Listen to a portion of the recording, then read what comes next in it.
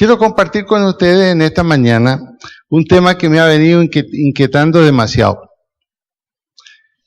Y tiene mucho que ver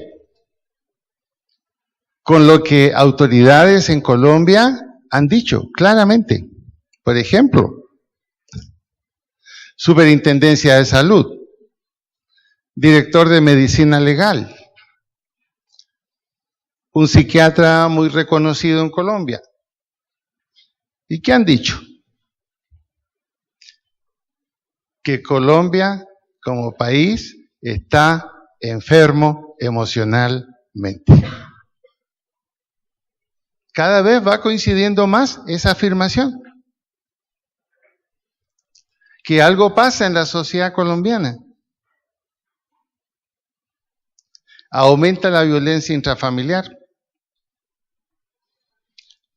Año pasado, 63 violaciones de niños por día. Han aumentado los asesinatos, los secuestros. Entonces decía el director de Medicina Legal, que lo escuché personalmente la semana pasada en la Torre Cali, en un seminario que tuvimos de todo el día con la gobernación, que parece que nosotros quisiéramos ignorar esa realidad. Ignorarla. Y nos mentimos a nosotros mismos. Estamos en paz, estamos en paz, estamos en paz. Nuestra calle aquí, la 66, con la esquina, uno de los sitios más peligrosos del sur.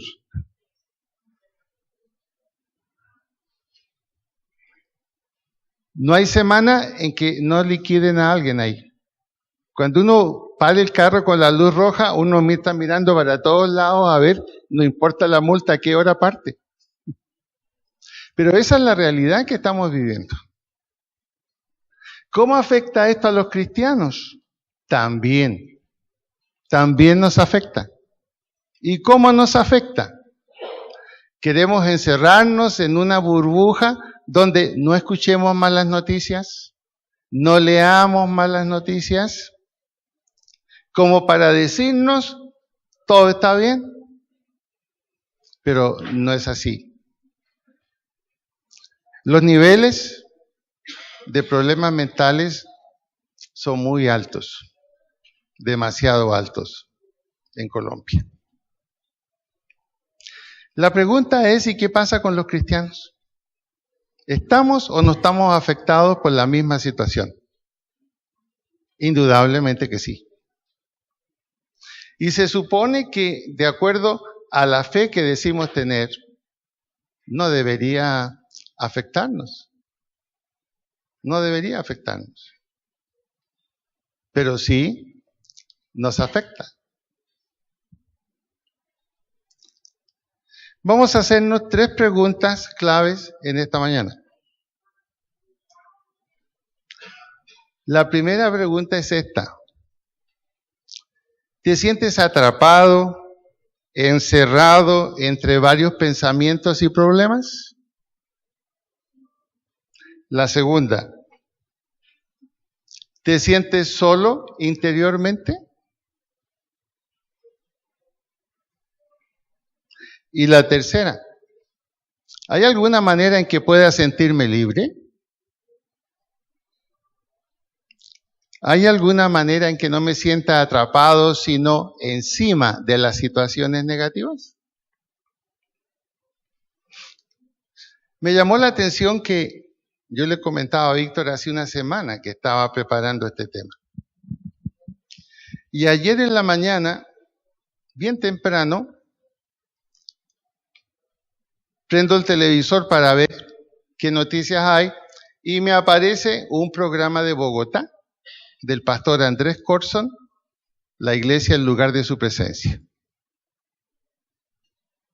Y le escucho que él está comenzando a hablar sobre este mismo tema, enfocándolo desde su experiencia personal, con unas diferencias, pero atacando exactamente lo mismo. Yo dije, parece que nos estamos poniendo de acuerdo, porque los cristianos estamos siendo afectados. El problema es que descubramos el cómo.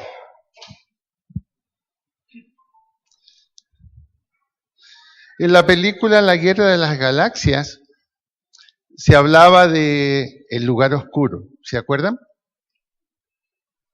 El lugar oscuro que representaba lo negativo y la fuerza que representaba lo positivo. Y hay una especie de bendición allí en esa película. No decían que Dios te bendiga, decían que la fuerza, a ver los que vieron la película, que la fuerza te acompañe. Es increíble que esa película mostró una realidad, que los cristianos deberíamos entenderla. Y esa realidad está obrando.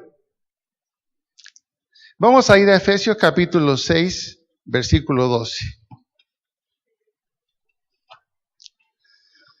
Efesios capítulo 6, versículo 12.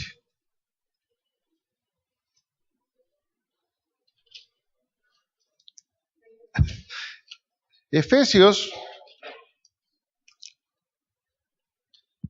es quizás una de las últimas cartas que el apóstol Pablo escribió cuando ya estaba preso en Roma. Estaba ya cercano al momento en que iba a ser ajusticiado.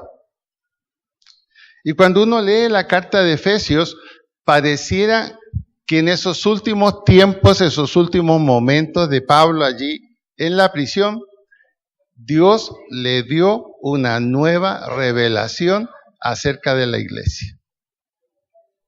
Efesios 6, 12. Vamos a leerlo en voz alta, si ya lo tiene ahí. ¿Listo? Porque no tenemos lucha contra sangre y carne, sino contra principados, contra potestades, contra los dominadores de este mundo de tinieblas, contra huestes espirituales de maldad en las regiones celestes. Pareciera que Pablo estuviera mirando a Colombia y el mundo actual y nos dijera, el problema es este. No están luchando contra ustedes mismos, como diría la psicología. No, hay algo externo, supremamente fuerte, que está actuando en el mundo de hoy. Y Pablo lo identifica.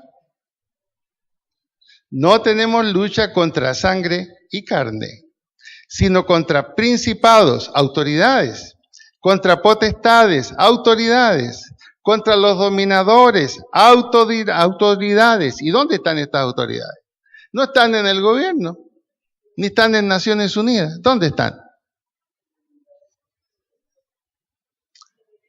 Desde el mundo de las tinieblas. Desde el mundo de las tinieblas. Ahora, si usted compara lo que Pablo dice aquí en Efesios y lo compara con Romanos 7, 15 al 24, va a notar una tremenda diferencia. En Romanos allí Pablo dice, porque lo que hago no lo entiendo. Porque no hago lo que quiero, sino lo que no hago. Eso hago. Y aquí encuentro esta ley, que el mal está en mí. Miren la diferencia. Al final de su ministerio, Dios le revela a Pablo, mira, ¿cómo te parece? La lucha no es de tu yo contra ti mismo. Hay algo fuera de ti, sumamente poderoso, que es lo que te lleva a hacer lo que tú no quieres hacer. Ese pasaje de Romanos está diciendo eso. En otras palabras, soy yo luchando contra mí mismo para hacer la voluntad de Dios. Y al final de su ministerio, Dios le revela a Pablo, no, eso es parte. El verdadero problema es otro. El problema es que hay alguien que no eres tú, que está pensando por ti. Y está llevándote a hacer lo contrario a lo que debes hacer. Cuando uno mira, por ejemplo, cómo el mundo demoníaco, brujería, chamanes, etcétera, usted lo ve por todas partes. Aún en un continente tan culto como Europa, usted va a Inglaterra y es la cuna de la brujería en Europa. Es la cuna de la brujería. Es donde la mayor cantidad de iglesias tradicionales antiguas están convertidas en otras cosas. Parte ha sucedido en Estados Unidos también. Pero uno se queda aterrado. Una de las fiestas más populares en Estados Unidos es la fiesta de los duendes, donde todos se visten de verde, recordando las leyendas de Irlanda.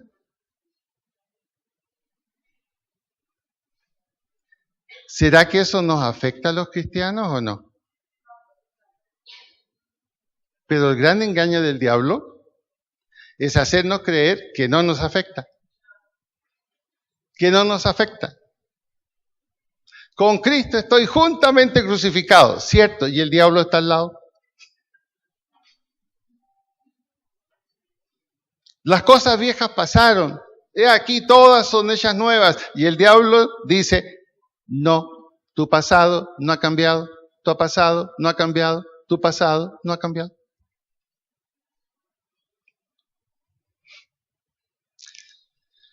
Pablo recibe esa revelación de que la lucha de la iglesia no es contra falsas creencias, no es contra ideologías contrarias. La lucha de la iglesia es contra el demonio y sus huestes espirituales. A usted puede que no crea que el diablo lo empujó a actuar muchas cosas que usted hizo o que yo hice. Y a lo mejor solamente se reprocha a usted mismo, pero no reprocha al verdadero culpable. La pregunta entonces es, ¿quién maneja nuestra mente? ¿Quién maneja nuestra mente? ¿Usted piensa que la maneja usted mismo? Si piensa así, está equivocado. Tenemos que descubrir qué está pasando, porque los cristianos también hemos sido afectados. También hemos sido afectados.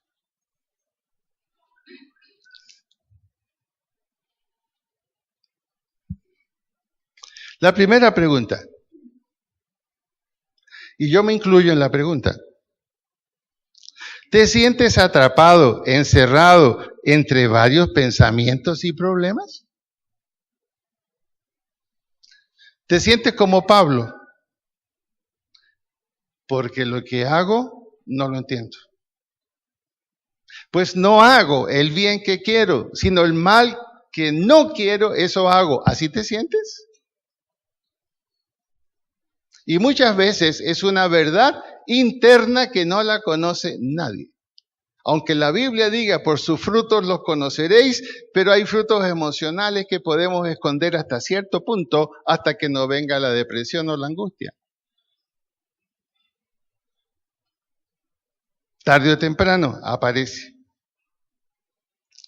¿No sabes cómo te has metido en tantos problemas, ya sean públicos o privados, que nadie conoce?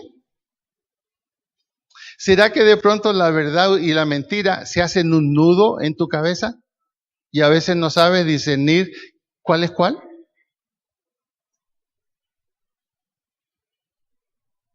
Y uno muchas veces dice, pero ¿por qué estoy así? ¿Por qué no cambio? Yo no quiero ser así.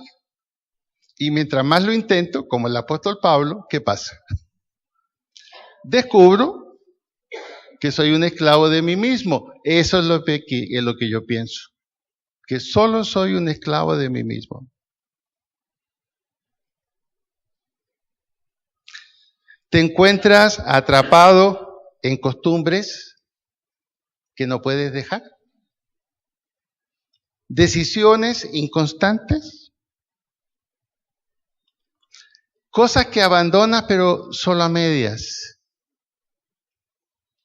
¿Te encuentras así? Y te dices a tú mismo, esto ya tiene que parar. esto ya tiene que ser diferente, esto ya hay que hacer un cambio y el cambio no viene, te sientes atrapado. Y la gente muchas veces puede que a ti como a mí nos vean felices, realizados y exitosos.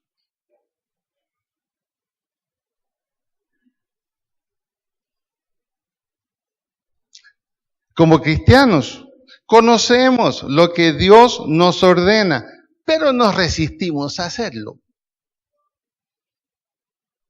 Y muchas veces nos preguntamos, pero si yo sé lo que tengo que hacer, ¿por qué no lo hago? Y a veces nuestra oración es equivocada. Señor, dame fortaleza. El Señor contesta, de acuerdo, fortalece más nuestro yo y más aumenta el problema.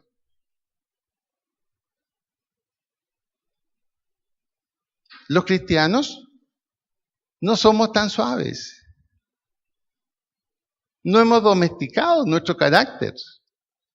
No hemos modificado nuestro temperamento. No, está ahí vivito y coleando. Y sentimos a veces atrapados. ¿Por qué dije esto? ¿Por qué reaccioné así? ¿Por qué no me quedé callado? Y uno se pregunta, ¿qué pasa? Pero si la Biblia dice que soy nueva criatura. Y la Biblia dice que tengo que declarar en fe las cosas. Y lo hago una y otra vez.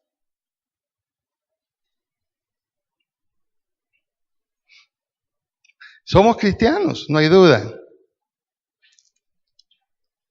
Y nos preguntamos siempre, bueno, ¿y por qué siguen sucediendo estas cosas en nuestra vida? Y a veces estamos atrapados en silencio, nadie se da absolutamente cuenta.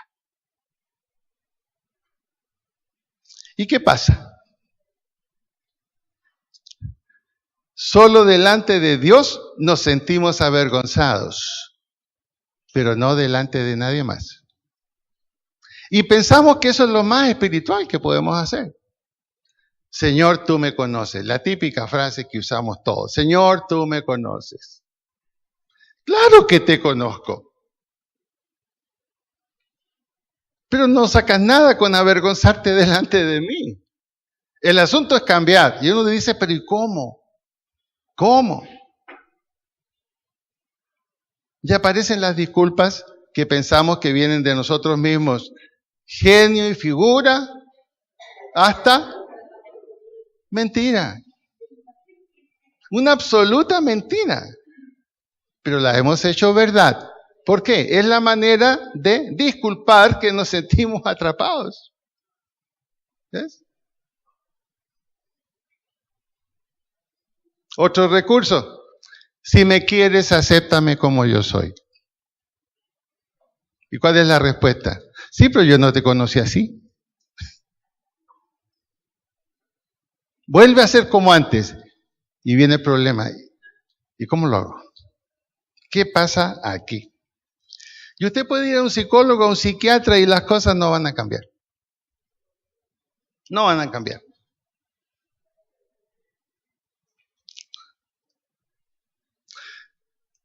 Pablo vivió el mismo conflicto. Se sentía atrapado.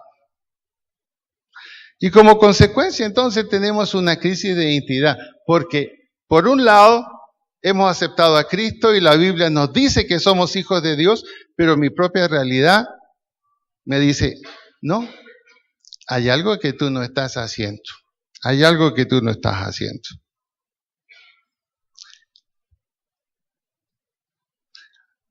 Así como estamos atrapados los cristianos en esa lucha secreta, esa vivencia que es secreta, absolutamente,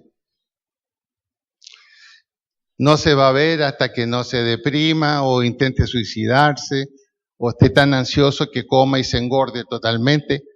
Ahí vamos a darnos cuenta un poquito de lo que pasa interiormente. Y esto nos lleva a la segunda pregunta. ¿Con esta situación nos sentimos solos interiormente?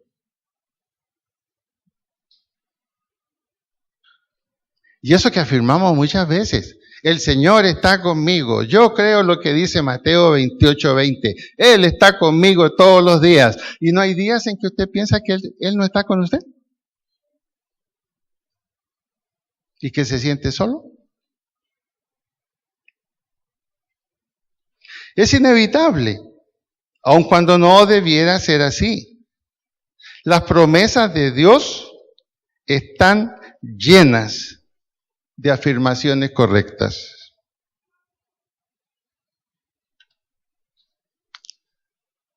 Lo que Dios dice frente a lo que nosotros sentimos, frente a lo que a nosotros nos pasa. Romanos 8:1 y 2. No lo busque, son muchas. Yo mismo voy a decirle lo que dice ahí. Romanos 8:1 y 2. Dice Dios, estás libre de condenación. Y sin embargo, nos autocondenamos. ¿Por qué razón? Porque tenemos una conciencia moral que nos dice lo que verdaderamente está pasando. Eres libre de condenación. Romanos 8:28, todas las cosas ayudan a bien. La seguridad que todo saldrá bien. ¿Pero por qué no sale bien? ¿Por qué no salen bien? Romanos 8:35 al 39, nada podrá separarte del amor de Dios. Ni lo alto, ni lo bajo, ni lo profundo, ni ninguna otra cosa creada podrá separarte del amor de Dios. Pero ¿por qué me siento así? ¿Qué pasa? Colosenses 3:3, estás escondido con Cristo en Dios. ¿Y por qué a veces no me siento así? ¿Por qué a veces me siento como el profeta Elías? Que Dios lo saca de una cueva porque estaba muerto de miedo porque escuchó que la reina Jezabel lo buscaba para matarlo. Y va, se presenta delante de Dios y da una tremenda excusa. Y dice, ¿cómo te parece? Ya no queda nadie que crea en Israel. Yo soy el único que quedo. Y Dios le dice, no. Te sientes tan atrapado y solo que no ves la realidad. Hay 7,000 que no han doblado sus rodillas ante Baal. Y esto ya me muestra que necesitas una terapia de largo plazo. Así que por favor, anda a hablar con Eliseo. Entrégale tu manto porque tú te vienes conmigo. A veces Dios tendrá que hacer una terapia así con nosotros cuando no soportamos más. La hizo con Elías. Y Elías tenía mucho que hacer todavía. Filipenses 1:6. La buena obra de Dios comenzada en ti será perfeccionada. Yo me siento a veces y pregunto, Señor, ¿qué pasa? 51 años de cristiano y todavía hay cosas que yo veo que no logro superar. No sé cuántos tiene usted. ¿Y por qué se repiten? Me hago la pregunta yo, Señor.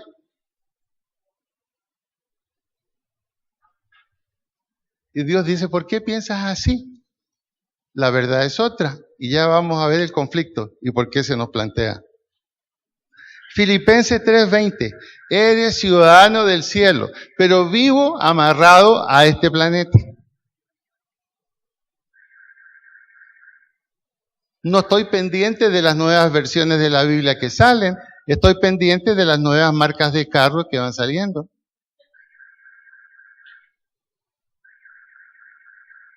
Es una paradoja, ¿no es cierto? Un ciudadano del cielo, ¿de qué debería estar preocupado? ¿Qué está pasando allá? Segunda Timoteo 1:7. No te he dado espíritu de temor, sino poder, amor y dominio propio. Lo que menos yo veo en mi vida. No sé qué le pasa a usted. ¿Le pasa igual? Se le manifiesta dominio propio en cada circunstancia, en cada situación, sea buena o mala. No. Y se supone que sí. ¿Y sabe quiénes son los más mal genios? Los psiquiatras. Es una paradoja. Es una paradoja. No digo todos, pero la mayoría. La mayoría. Los médicos también no tienen su temperamento fuerte. Recuerdo que en la Universidad Libre, una de las cosas que se deseaba en el aspirante era que tuviera un temperamento fuerte. Para que aguantara todo lo que tenía que aguantar. Porque si era muy llorón, ¿cómo le iba a meter el bisturí a alguien para hacerle una cirugía?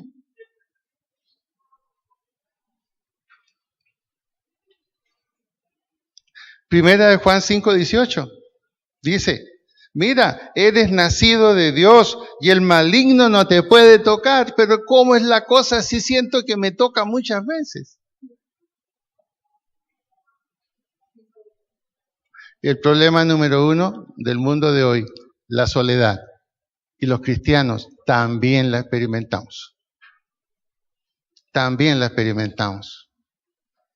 La soledad. Pero Dios dice que no.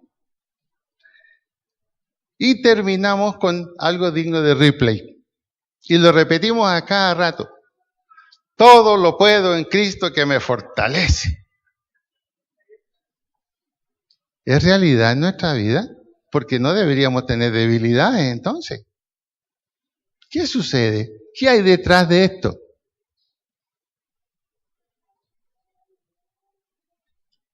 A lo mejor lo que necesito es una iglesia mejor. Una iglesia verdaderamente espiritual. Aquí llegó una persona hace poco, no está aquí. Buscó no sé por cuántas iglesias. Todavía no encuentra la que él quiere. Todavía no la encuentra.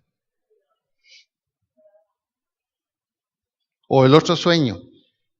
Yo necesito una iglesia donde todos los hermanos sean amables, sean queridos, sean cariñosos, sean dadivosos, sean comprensivos, perdonen de todo y uno se sienta bien.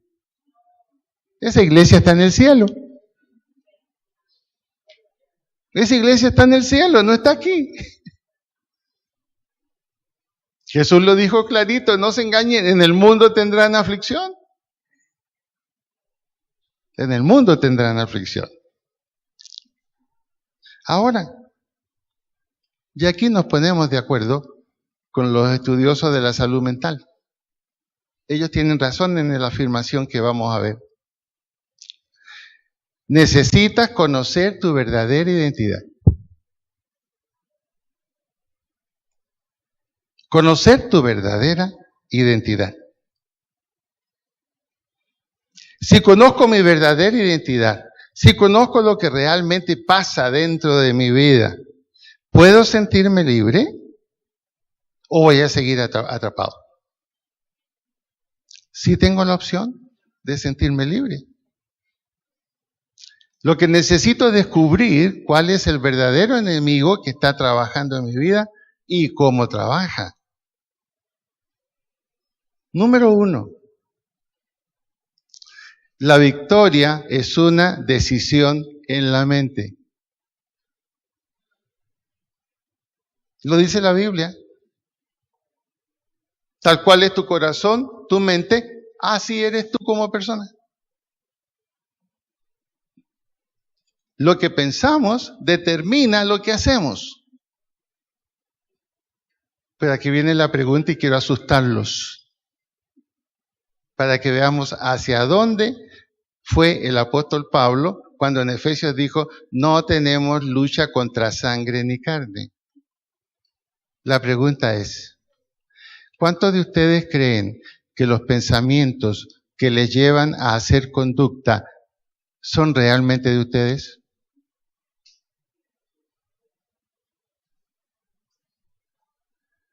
Repito la pregunta. ¿Cuántos de ustedes piensan que sus pensamientos son realmente de ustedes, que nadie piensa por usted en sentido espiritual? Si piensa eso, está usted atrapado. Esa es la prueba que usted está atrapado.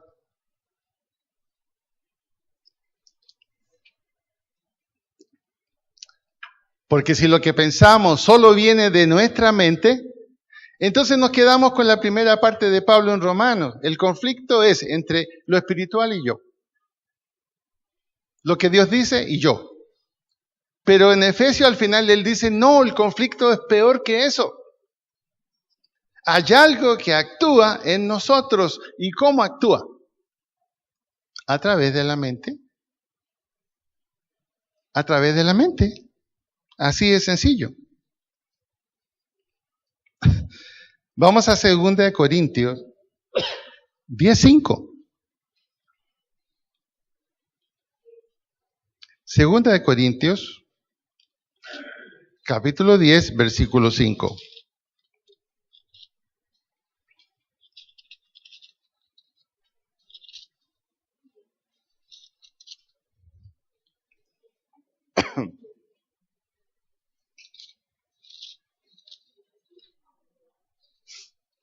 ¿Ya lo encontró?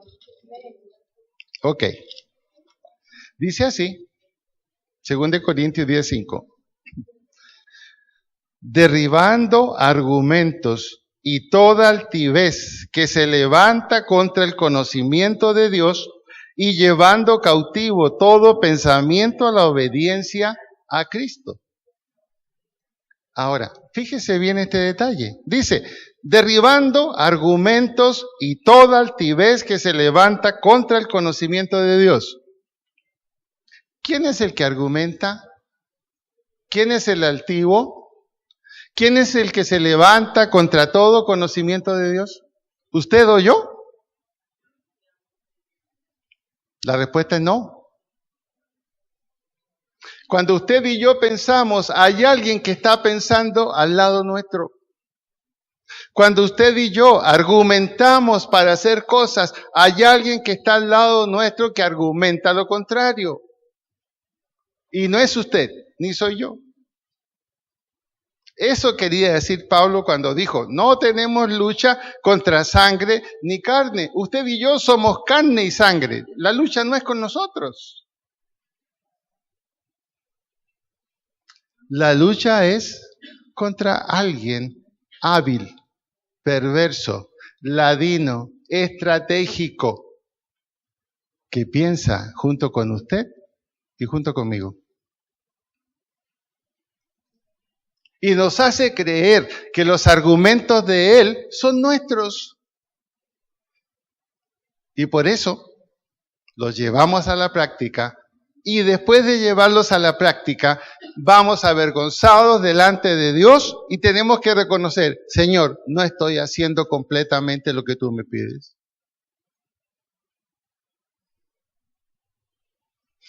Si me equivoco, dígame. Esa es constantemente nuestra oración delante de Dios. Señor, no he hecho lo que debo hacer. Ayúdame. ¿Y qué dice Dios? Escúchame a mí y no al que tienes al lado. Y el que tienes al lado no es otra persona. Si no me cree, vea este simple ejemplo. Adán y Eva estaban felices y pensaban que estaban solos en el paraíso y solo con Dios. Eso pensaban. Todo era perfecto. Sin embargo, ¿quién estaba al lado de ellos?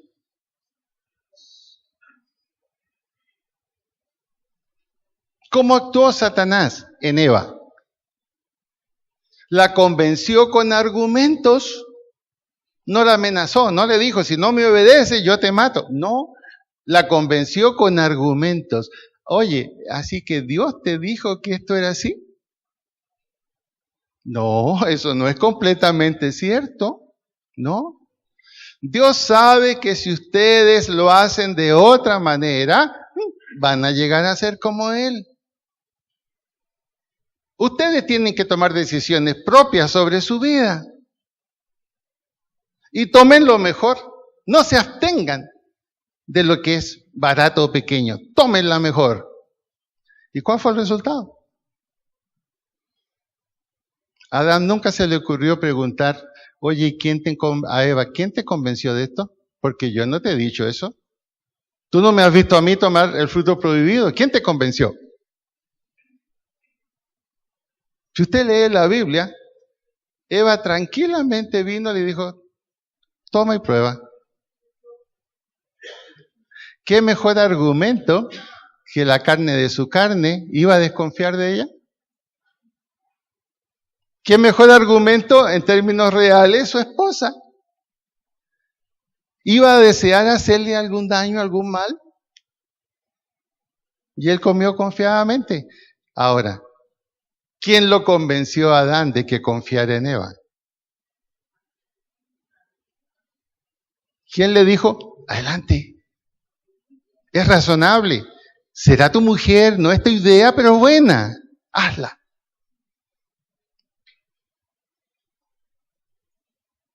Y la voz de Dios ya que le había dicho, bajo ningún punto de vista hagas esto.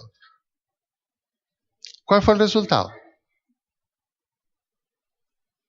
Desde el inicio del mundo, Satanás ha estado al lado nuestro para pensar, para argumentar y para convencernos de hacer lo que no conviene. Pero quedamos convencidos que son decisiones nuestras. Ese es el arte que tiene Satanás. Por eso a veces nosotros decimos, pero ¿cómo pude hacer esto? Buena pregunta. ¿Cómo pude hacer esto? Si esto es contrario a lo que yo creo, es contrario a lo que afirmo, es contrario a lo que conozco, ¿cómo lo pude hacer? Alguien tiene más poder sobre su mente que usted mismo.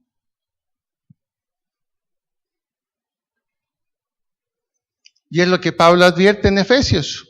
Ojo, da una tremenda descripción de los poderes de Satanás y los poderes de los huestes de las tinieblas. Y vea cómo el diablo ha trabajado. Los papas no creen en el diablo. Los grandes teólogos no creen en el diablo.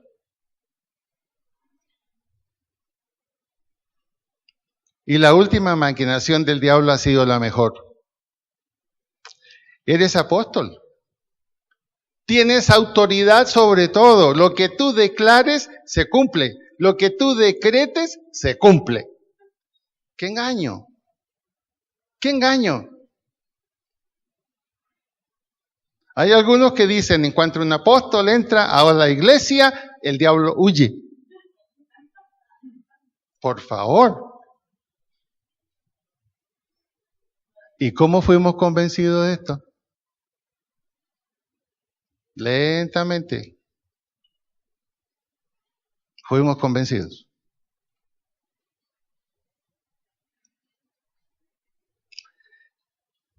Conozcamos la estrategia de Satanás. Vamos a la conclusión. La estrategia de Satanás es, como buen psiquiatra universal, él dice, tenemos que alimentar tu ego. Si alimento tu ego, vas a hacer lo que yo quiera.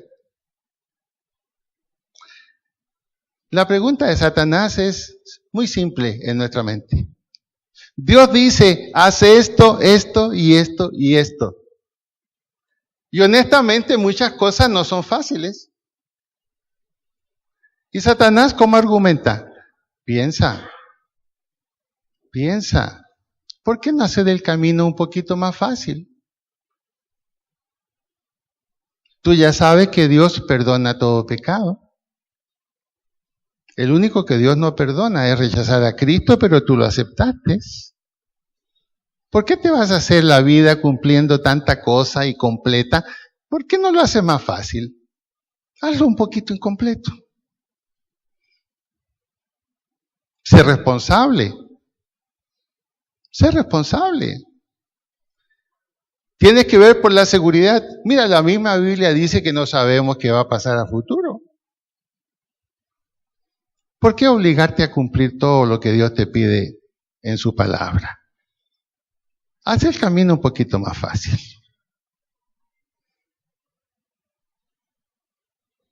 Cuando es invierno En Chile hablábamos de esto. Mira, lo más probable es que vaya poca gente. Lo más probable es que no haya reunión. Quédate en la casa. Aquí estás con Dios, alábalo aquí en la casa, aquí estás tranquilo. Haz la vida un poquito más fácil. Ay, pero eso no está bien, porque hay hermanos que siempre van. Bueno, esos son tus amiguitos fanáticos, compréndelos. Ellos no pueden estar sin ir a la iglesia. Por último, mira aquí en la televisión tienes toda una gama de programas cristianos. Hasta un poquito más fácil. Noten, el diablo nunca te dice no lo hagas. Nunca. Hazlo más fácil. Veamos un ejemplo con el propio Señor Jesús. Lucas capítulo 4. Ahí queda clara la estrategia de Satanás, que es la misma que usa con nosotros. Nos hace creer que sus pensamientos son los nuestros. Lucas, capítulo 4, las tentaciones que tuvo el Señor.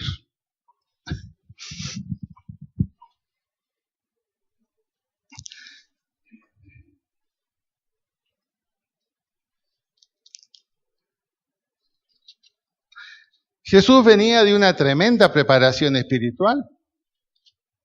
Había ayunado 40 días y 40 noches, imagínense. Venía fortalecido espiritualmente, listo a comenzar su ministerio. Y ese momento es el que Satanás aprovecha. ¿No? Lucas 4, 1. ¿Sí? Lucas 4. ¿Ya lo encontró? Lucas 4, 1. Ok. Y no comió nada durante esos días, ya acabados ellos, tuvo hambre. Y el diablo le dijo, si eres hijo de Dios, dile a esta piedra que se convierta en pan. ¿Cuál fue la estrategia? Tú vienes ya con un plan hecho. Te vas a sacrificar por 3 años. Vas a buscar discípulos. Tú ya sabes que hay uno que te va a engañar. Porque tú eres hijo de Dios. Tú lo sabes todo. ¿Por qué no te haces un camino más fácil? Hay una manera en que tú puedes lograr mucho más sin tanto sacrificio. Mira, vienes al pueblo judío porque tú no vas a hablar con nadie más. Y resulta que el pueblo judío está en una pobreza tremenda, están bajo el yugo de Roma, están como los venezolanos, un poquito parecidos. Lo que ellos quieren es pan, es seguridad y salud. ¿Por qué no comienzas a darle eso? Tu camino va a ser más fácil, vas a obtener la meta mucho más rápido. No vas a tener que convencer a nadie, todos van a venir en pos de ti. Exactamente es lo mismo que Satanás hace con nosotros. Exactamente igual. ¿Para qué te haces la vida tan dura? ¿Será necesario que vayas todos los domingos a la iglesia? Yo creo que no. Hay necesidades familiares urgentes que tienes que cumplir. Mira lo que dice la Biblia. El que no cuida primero los de su casa está negando la fe. ¿Y somos convencidos o no somos convencidos? Y nos quedamos completamente seguros que son ideas nuestras. Y más aún, que esas ideas nos permiten hacer lo mejor y lo más adecuado.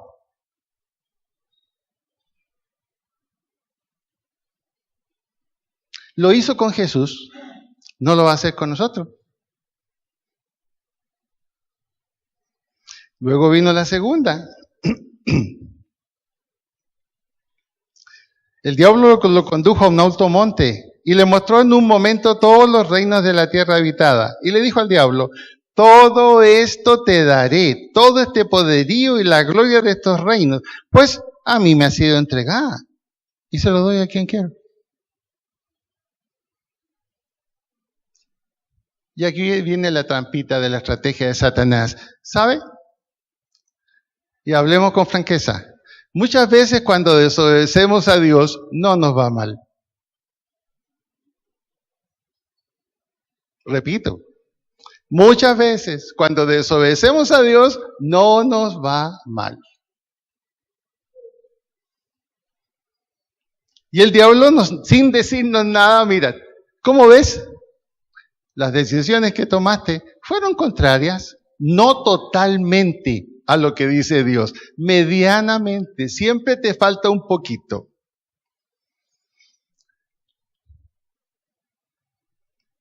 Y ocurre que aparentemente la vida nos va mejor.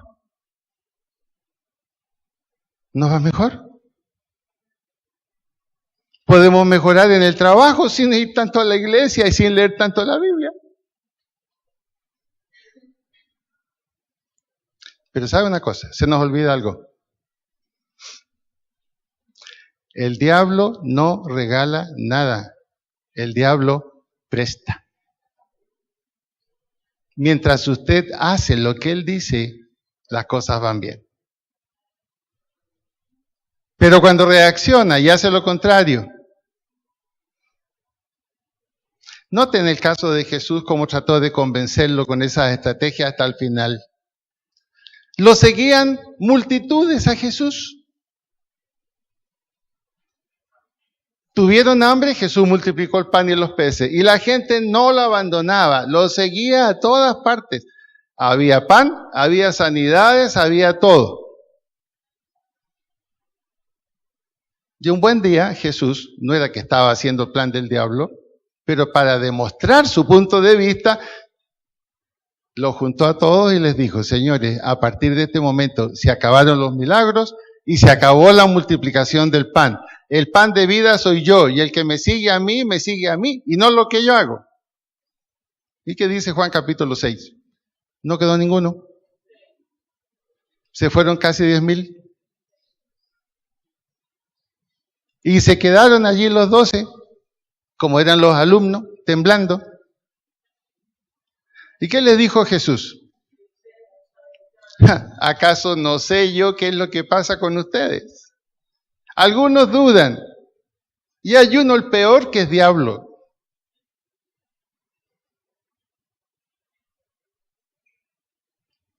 La estrategia de Satanás funciona. Pero Jesús no se dejó convencer por las multitudes. Les dijo muy clarito, incluyendo a los judíos, fariseos: ustedes de labios me honran, pero su corazón está lejos de mí. Y ese es el propósito del diablo, colocarnos lejos de él. Porque a veces, cuando no podemos superar nuestra propia vergüenza, nos alejamos de Dios. Y él termina por convencernos que Dios ya no nos va a oír.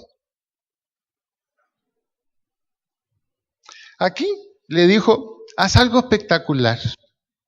Si quieres que la gente te siga, la gente quiere ver cosas espectaculares. Están aburridos de solo ver lo mismo. Hablar, hablar y hablar. Tienes que hacer algo espectacular. He conocido iglesias grandes donde hay lluvias de oro. Se abre una Biblia y hay oro. Y después se descubre que no. Ahora, ¿quién le dio esa idea tan loca a ese pastor? ¿De dónde la sacó? En Santiago sucedió en 2 iglesias. Dios nos va a dar oro y caía de arriba polvo de oro. Después se descubrió que es lo que llaman, los ingenieros conocen eso, el oro de los tontos. Pasaba en el antiguo oeste que descubrían una mina, felices, iban allá. No, mire, esto no es oro, este es oro de los tontos, así se llama. Brillante, lindo, pero no es oro.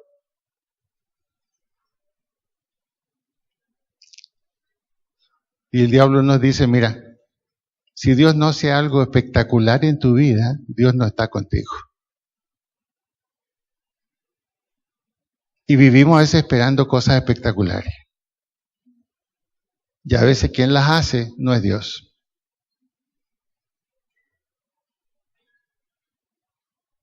El diablo conoce a los seres humanos. ¿A qué aspiramos nosotros los seres humanos? A vivir tranquilos, con seguridad económica y con buena salud. A eso aspiramos, eso es todo. Y es tan fácil que el diablo lo dé. Seguridad económica, por ejemplo. ¿Cómo actúa el diablo? ¿Cuál es la estrategia del diablo? Muy sencilla. ¿Quién te dijo que tienes que dar el diezmo? Eso no es cierto. Eso es solo del Antiguo Testamento. Pero no lo des todo, des solo una parte. ¿Estás cumpliendo igual? Además, lo que te vas a dejar para ti, lo puedes usar en tu propia familia. Y mira, la Biblia dice, el que no cuida primero los de su casa está negando la fe. Razón, cierto. ¿De dónde salió esa idea? Uno cree que es de uno.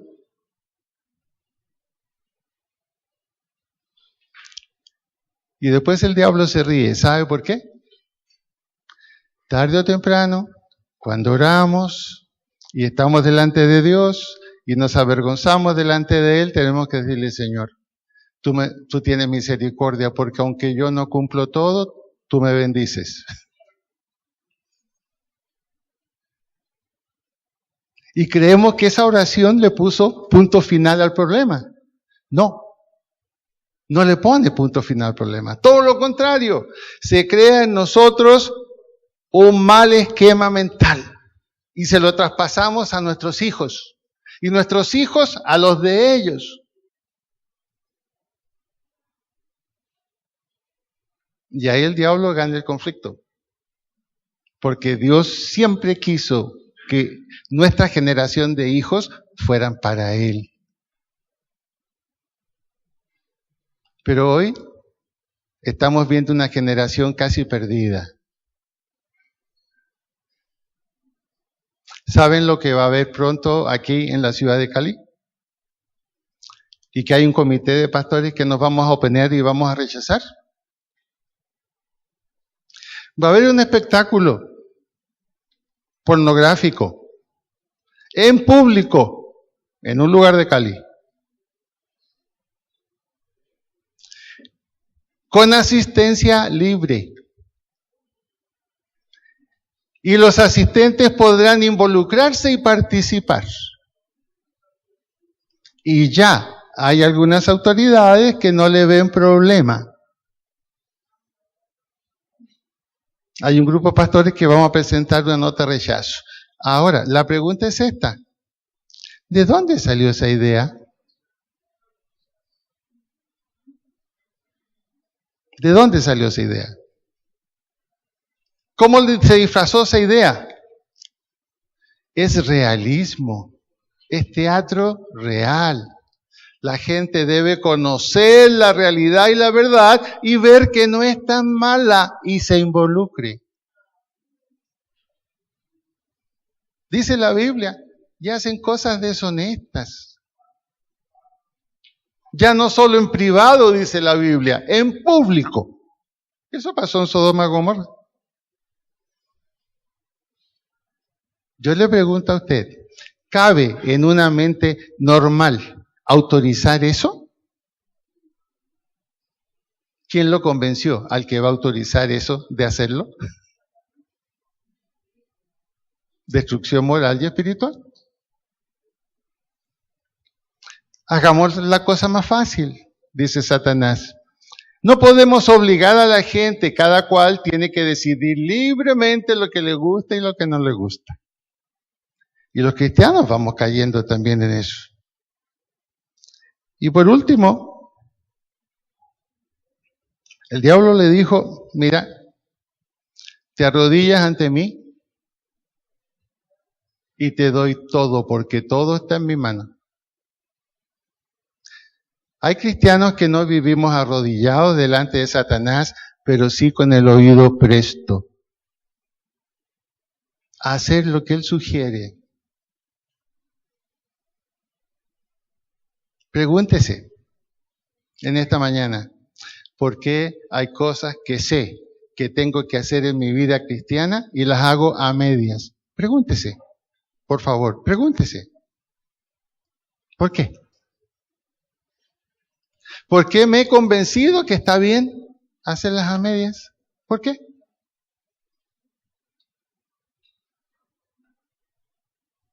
¿Por qué me he convencido que lo mío es mío y no es lo que Dios me ha dado? ¿Por qué me he convencido de eso? ¿Quién me convenció? Ahora ya sabe quién. Esto fue lo que descubrió el apóstol Pablo.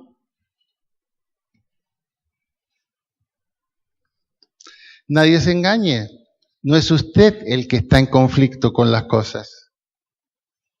Es alguien que está pensando al lado suyo, argumentando al lado suyo.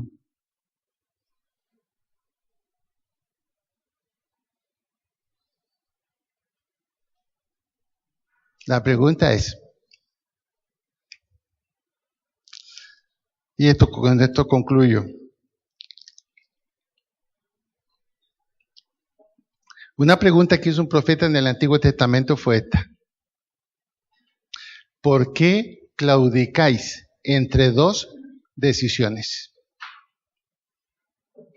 Cuando Israel no tomaba una decisión clara de acuerdo con Dios. ¿Por qué claudicáis entre dos decisiones? Ese es nuestro conflicto. Hay dos pensamientos que giran en nuestra mente. El pensamiento de Dios expresado en su palabra, en los principios que están allí. Y todo pensamiento que es distinto a lo que está en la palabra de Dios. No crea que viene de usted mismo. Acuérdese que la Biblia dice que el diablo vino para hurtar, matar, robar y destruir. ¿Quiénes serán el blanco preferido de él? ¿Los no creyentes o los creyentes? Nosotros. ¿Te sientes atrapado? Ya sabes por qué. ¿Te sientes solo? Es la gran mentira del diablo de hacerte creer que estás solo. ¿Ya conoces la estrategia de Satanás? Hay que tomar una decisión. Hay que tomar una decisión. El tiempo se está acercando, hermanos. No queda mucho. Los rabinos judíos ya lo dijeron. Después de celebrar los 70 años, la Biblia también lo dice. Vea lo que está pasando en el mundo, obsérvelo. Y vea lo que tenemos que hacer. No claudiquemos entre dos pensamientos. Lo que Dios nos dice que tenemos que hacer, hagámoslo. Porque si no lo hacemos, va en contra nuestra. Jesús lo dijo, si ustedes me aman, harán lo que yo les he ordenado. Juan capítulo 15.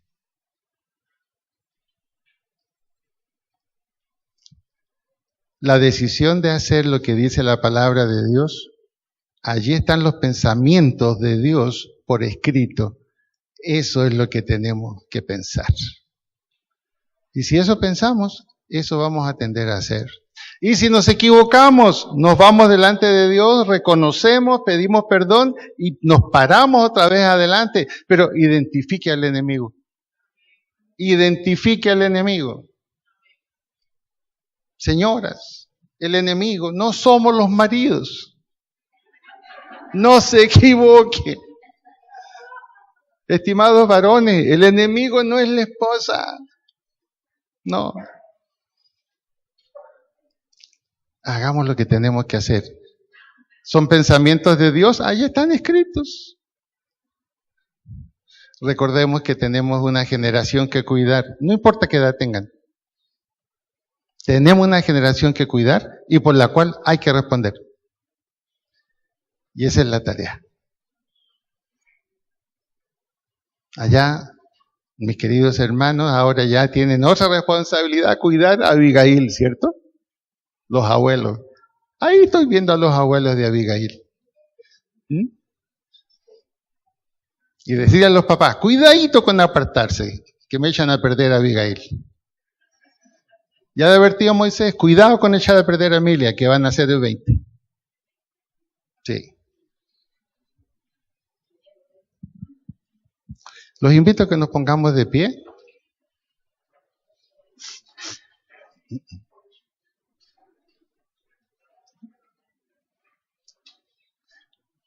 Y tengamos allí, en privado, usted, unos minutos de oración. Mañana el lunes es festivo. Tenemos todo el tiempo para descansar o para hacer cualquier cosa. Incline su cabeza, por favor.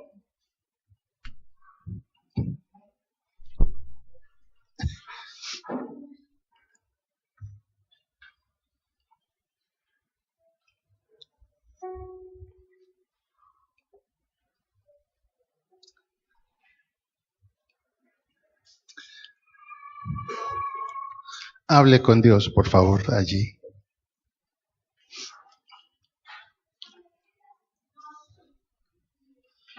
Defina ante Dios lo que escuchó. Si no está seguro que es de Dios, dígale, Señor, esto que he escuchado no viene de ti.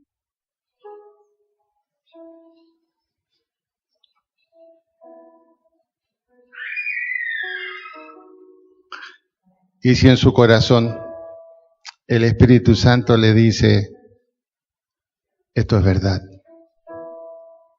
porque lo puedes comprobar en tu propia vida.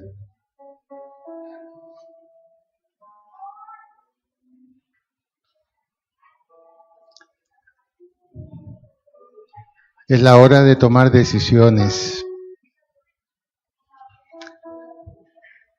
Este país no va a ser levantado por ningún político, por buenas intenciones o buenos programas que tenga. Mire lo que acaba de pasar en España. Un cambio de gobierno abrupto, rapidísimo. Y los españoles ahora dicen, en el ABC de Madrid dice, viene la inestabilidad, viene el no saber del futuro.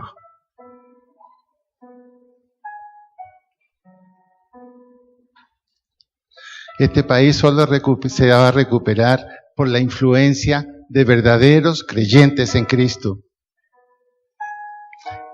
que no van a dejar que el diablo tome este país porque lo tiene bien agarrado. Pero tenemos nosotros que marcar la diferencia, pero marcarla primero en nuestras vidas.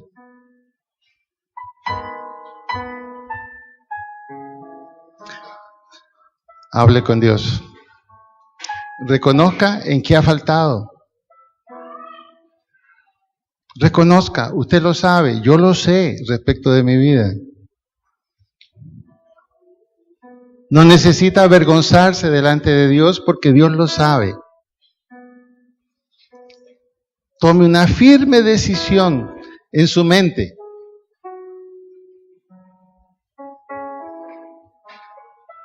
Decídase por creer y hacer lo que Dios dice en su palabra y no a medias, en forma completa. Si queremos tener a Dios en forma completa, tenemos que hacerlo en forma completa también.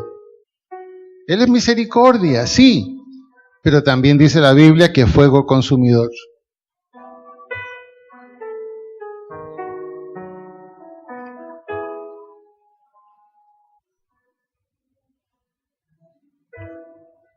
Tome unos minutos allí. Si está con sus familiares, tómese con ellos del brazo. Díganse unos a otros, tenemos que tomar una decisión de ser formales con Dios y no claudicar en otros pensamientos. Dígale, Señor, yo no me voy a dejar vencer por el diablo, ni voy a creer lo que él dice. Voy a creer lo que tú dices, Señor.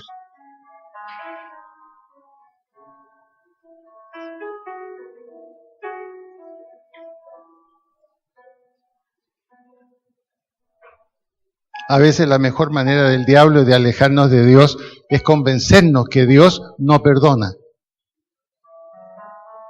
Y es falso. Dios perdona cuando hay arrepentimiento y la firme convicción de caminar en su palabra y en sus promesas. Padre, yo te doy gracias en esta mañana. Te doy gracias por tu palabra. Y te doy gracias, Señor, porque es un sentir que estás comenzando a poner en varios pastores, y gracias a algunos que son muy conocidos, porque este es el verdadero problema. Esta es la verdadera causa, Señor, que no hemos sido suficientemente capaces para influir en nuestro país y para que no suceda lo que está sucediendo. Pero siempre hay una oportunidad y la queremos aprovechar. Queremos caminar contigo con lealtad, con absoluta seguridad, que no importan los resultados, haremos lo que tu palabra dice, y tu palabra dice que los resultados serán bendición. Gracias, Señor, por esta mañana, y gracias porque tenemos la oportunidad también de participar en la cena del Señor. Gracias por cada uno de los que vamos a participar. Bendecimos tu nombre. En el nombre de Jesús. Amén y amén.